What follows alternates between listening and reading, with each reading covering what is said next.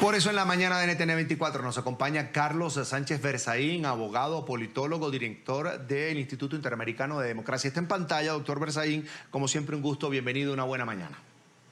Mucho gusto. Buen día, Carlos y Carla, y a sus órdenes. Es un gusto. Esclavismo del siglo XXI es trabajar fuera de la isla, pero que gran parte del salario vaya a parar a las arcas del régimen de Cuba, que viola derechos humanos, que no garantiza la atención, que no garantiza la atención en salud, que no garantiza la alimentación. ¿Eso es lo que ustedes llaman esclavismo, señor Sánchez Berzaín? Bueno, en verdad lo llama las Naciones Unidas. Este es un término de la Organización de Naciones Unidas que ha venido observando durante todo este siglo la trata de personas por parte de la dictadura de Cuba. Esta trata de personas consiste en que el régimen controla a los individuos, controla la documentación, los pasaportes y es dueño prácticamente de la vida de los ciudadanos cubanos, que han perdido la condición de ciudadanos y se han convertido en siervos. Entonces, lo que hace la dictadura cubana es firmar contratos con otros países para vender servicios personales. Y lo hace en el ámbito de la salud, lo hace en el ámbito de la seguridad, lo hace en el ámbito de la educación, lo hace en el ámbito del deporte y lo hace en el ámbito de los servicios para naves y para cruceros.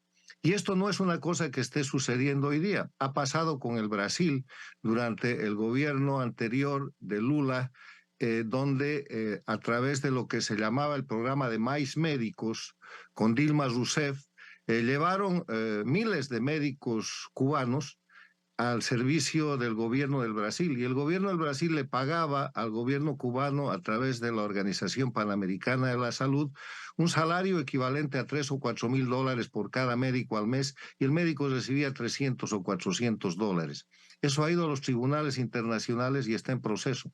Pero además de eso, se ha hecho eso en Bolivia y se sigue practicando en Bolivia en el ámbito de la educación, en el ámbito de la seguridad y de la medicina. Se hace hoy día mismo en México con López Obrador, se ha hecho en la Argentina con Fernández Kirchner y en el anterior gobierno de Kirchner, y hoy día hay un gran escándalo porque el régimen cubano ha salido a decir que ellos denuncian la trata de personas para llevar efectivos militares jóvenes cubanos al servicio de Rusia en la invasión contra Ucrania. Y han sido denunciados de que en verdad eso es una coartada, porque nada pasa en Cuba si es que el propio régimen cubano no lo permite. Y el último dato del tráfico de personas del régimen cubano es que está traficando con jóvenes cubanos para ponerlos como soldados, como carne de cañón en la invasión de Rusia contra Ucrania. O sea, este es un tema muy grave. Son cerca de 100.000 cubanos que están sometidos a este sistema. Y el esclavismo consiste en que es la dictadura cubana la que dispone de la vida de esta gente, la que cobra por ellos y les deja simplemente una porción del dinero que está cobrando otros países, con un agravante: les retiene la familia y les retiene la documentación, los pasaportes en Cuba.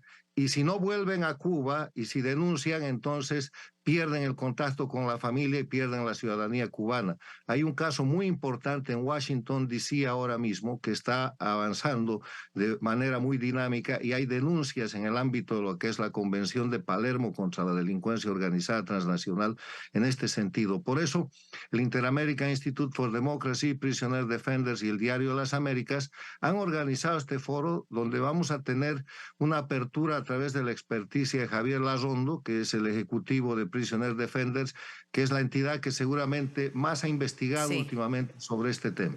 Abogado, permítame, nombra varios aspectos claves. Quiero más adelante enfatizar en ese tema de la red de que están llevando cubanos para frente bélico en esa invasión de Rusia a Ucrania, pero ahorita sigamos hablando de eso. Usted dice 100.000 cubanos están bajo este sistema que definitivamente es un sistema de esclavitud del siglo XXI.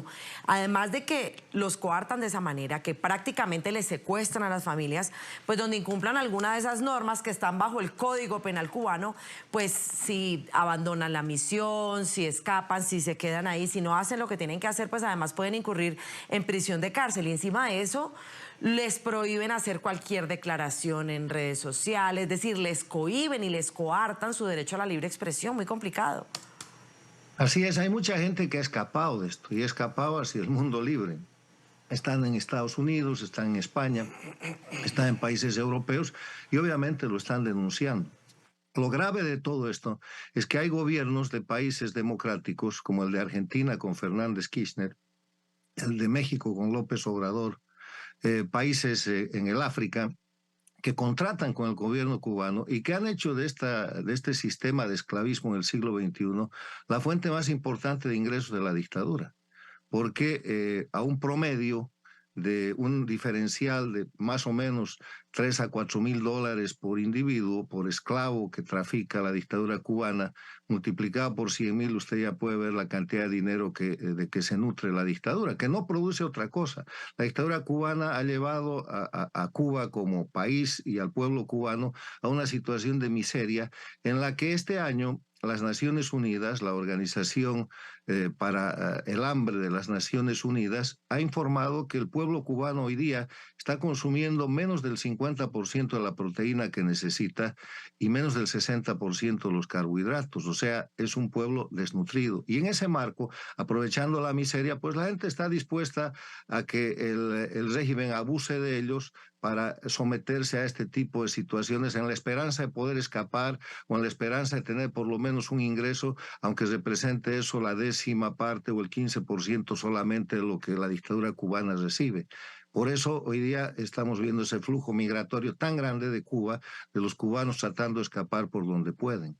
Y hay la necesidad, y lo veo también en la organización de este foro que lleva su instituto, el que usted dirige, de poner el resaltador también en la situación de cientos de presos políticos, miles de presos políticos que en la isla están padeciendo los abusos del régimen de Cuba. Sí, Cuba tiene en este momento cerca de 1.050 presos políticos que además funcionan igual que en Venezuela, igual que en Bolivia y en Nicaragua, que son las otras dictaduras, por una cosa que el Foro Penal venezolano ha denominado la puerta giratoria. Liberan 20 y toman 30. Liberan 15 y toman 10. Siempre tienen una cifra específica de presos políticos, porque los presos políticos les sirven para dos cosas. En el ámbito interno a las dictaduras les sirven para ejercer terrorismo de Estado. El terrorismo de Estado se define como las acciones ilegales que se cometen desde el gobierno, delitos, con el propósito de generar miedo en la población para que de esa manera esa población asuma conductas que de otra forma no serían posibles. El efecto interno es el miedo y el efecto externo es la negociación. Acabamos de ver cómo Nicaragua ha liberado hace poco, no ha liberado, ha expatriado porque no tienen libertad y les ha quitado inclusive su nacionalidad, 222 presos políticos, e inmediato ha tomado 100 más. Cómo Venezuela mantiene un parámetro de cerca de 300 presos políticos y en Bolivia hay un poco más de 260 presos políticos. La puerta giratoria, sueltan unos, meten otros porque necesitan las dictaduras presos políticos para generar miedo en la población internamente y de esa manera someterla y para negociar internacionalmente, como el caso que hemos visto de Venezuela, que libera presos políticos injustamente detenidos, falsamente acusados y recupera criminales vinculados al narcotráfico, al lavado de dinero y a otros delitos peores que están siendo juzgados en Estados Unidos y en la justicia internacional. Sí, como una manera de dar una lección para que nadie se subleve. El 9 de febrero fue exactamente que el régimen sandinista de Daniel Ortega desterró a estas más de 200 personas. Carlos Sánchez Berzaín, abogado y politólogo, director del Instituto Interamericano de Democracia. Gracias, éxitos en el evento hoy. Por supuesto, vamos a hacerle seguimiento desde NTN 24. Gracias, Carla, gracias, Carlos. Es el afán de que el mundo sepa lo que está pasando y nos solidaricemos con el pesar y la violación de los derechos humanos que acontece en las dictaduras de las Américas. Y cuentan con nosotros en ese propósito. Gracias.